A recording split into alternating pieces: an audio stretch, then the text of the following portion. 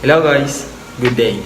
I am Richard Tujo Marpa from the Bachelor of Science in Criminology, Section 1G.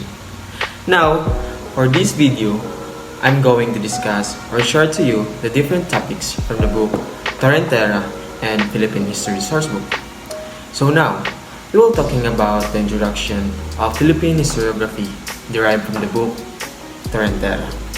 So, the study of Philippine historiography has shown me that history is not just objective, but rather it is subject to interpretation.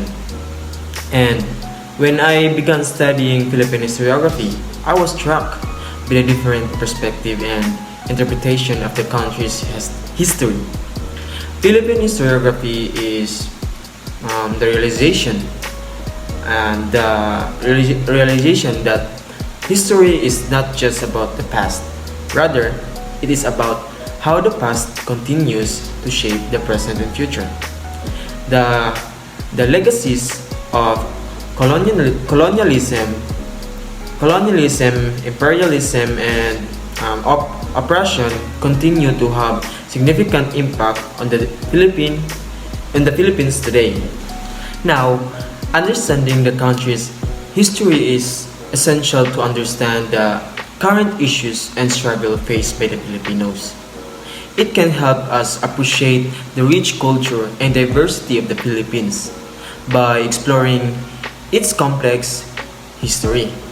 So now, including the pre-colonial, colonial, and post-colonial periods, this can help us develop a sense of national identity and pride in our country's heritage. Additionally, the article that I read about can teach us about the struggles and triumphs of our ancestors, helping us gain a greater appreciation of the sacrifices that they made to create the Philippines that we know today. Now, let's move on to history of the Philippine Island. On multiple occasions, I have read a book about the first island in the Philippines, where many inhabitants are discovered, particularly noble warriors from another villages or higher class with extensive war experiences. In this topic, I was able to see how the past correlated with the current government system. The island was not only made up of trees and wealth, but it is also distinguished the idea that customary leadership and simple political perceptions were also prevalent as an island. There are different laws from the different islands, such as the chieftains and the slavery of Egyptians. Their laws were not as explicit as we thought, because some of their laws contradictory in today's law. Dictatorship and totalitarianism was present during that time. Because as what I have learned in this today constitutional law, that we can express and stand our voices, but at that time, occurrence is that even you have insulted a chief personally, therefore you might be punished to death or to become a slave. On the other hand, if a country is under the control of communist government, which connected to what we dictate and source we establish, which has dictatorship and totalitarianism ideology, so which an individual have no right to express sentiments or criticize the government due to disagreement. And this is also the one that we're still experiencing until to present day. Now, what about the Manonggol jar? The Manonggol jar serves as a reminder of the Philippines is rich on cultural history and the importance of preserving our heritage for our future generations is very special. As a student, I am always fascinated by the rich cultural heritage of our country. The Manonggol jar is not just an object of historical and cultural significance, but it is also a reflection of who we are as a Filipino. The Malungkot jar is a reminder of the importance of preserving and honoring our cultural heritage. It is also a source of pride for us as a Filipino to know that our ancestors were capable of creating such magnificent and beautiful artifacts. It also makes us feel a sense of responsibility to ensure that the cultural heritage of the Philippines will be preserved and passed down to the future generations. And now, we were tackling about the Laguna copper plate. Laguna copper plate provides evidence of the early use of writing in the Philippines, which challenges the conventional belief that the Philippines had no written language prior to the arrival of the Spanish. The discovery of the Laguna copper plate was a significant moment in the Philippine history. Why? Because it challenged conventional beliefs about the pre-colonial period and highlighted the importance of cultural exchange and interactions in the region. Now, the Laguna copper plate, which literally changed the perception of the Philippine history, it is a valuable historical document that provides insights in the Philippines' pre-colonial history.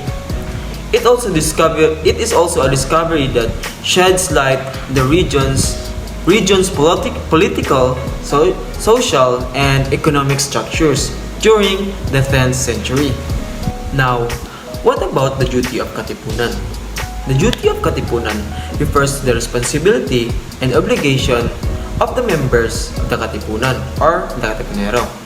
The Katipunero are the Philippine Revolutionary Society were expected to uphold in their pursuits on independence from the Spanish colonial rule. The duties of the Katipunan outlines a set of ethical and moral principles that emphasize the importance of justice, equality, and freedom. The Bonifacius Decalogue also promotes the idea of self-reliance, self-determination, and encourages the individuals to work towards the betterment of their community and our country. And now, let's move on to the Philippines History Sourcebook.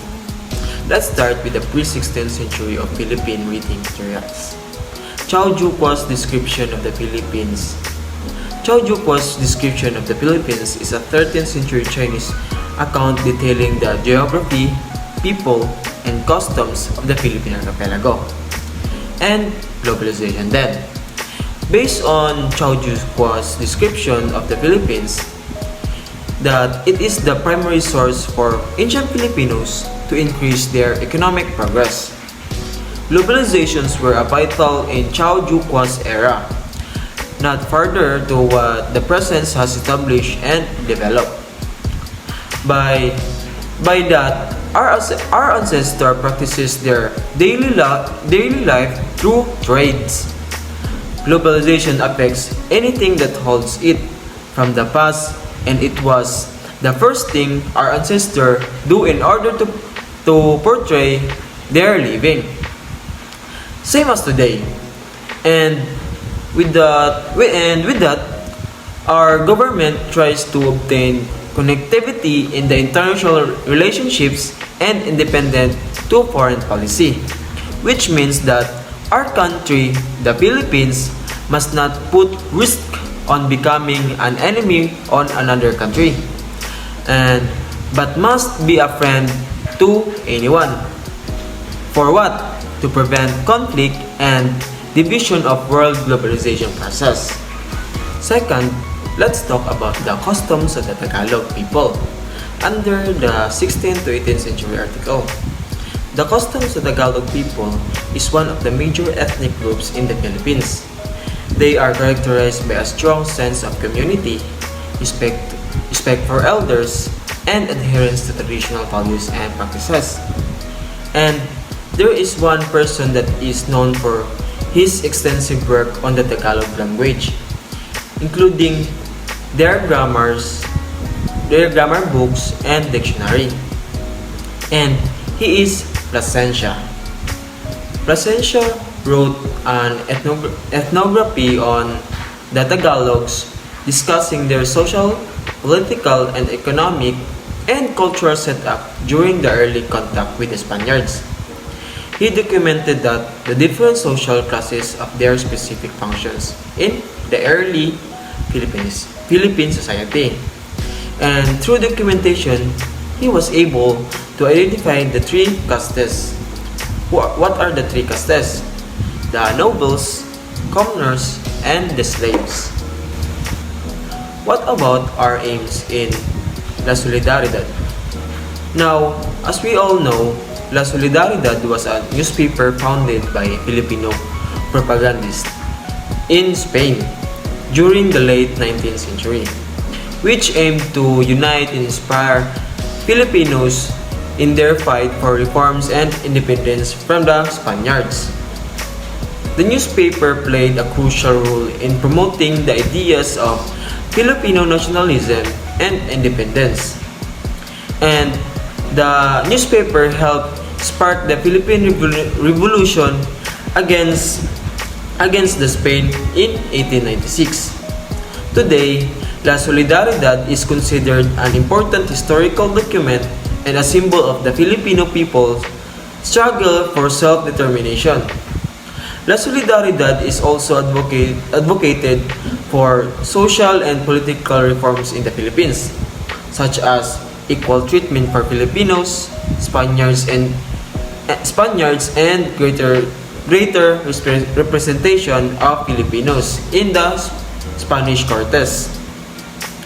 The newspaper played a crucial role in uniting Filipinos. In what way? Because the Filipinos struggle for self-determination and it helped inspire the Philippine Revolution against the Spain.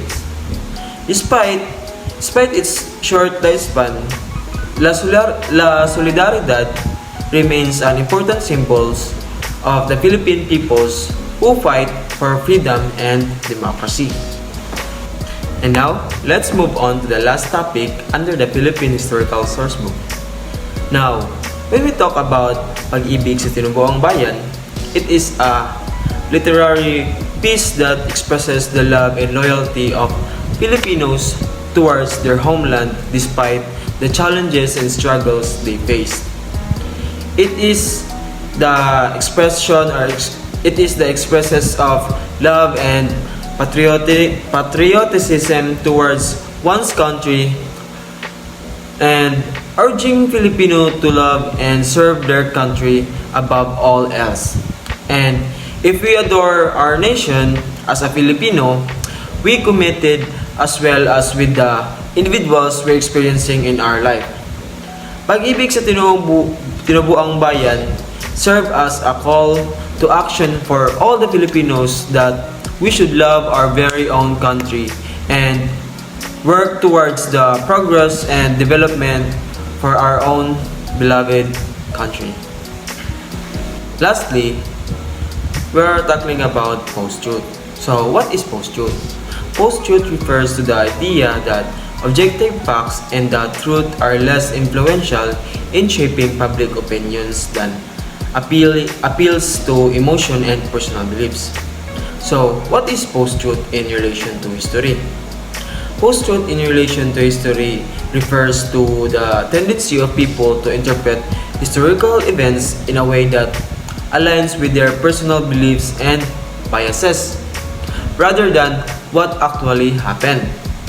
This can lead to distortion or manipulation of historical facts for political or ideological purposes. In fact, it can create a dangerous situation where people are not able to agree or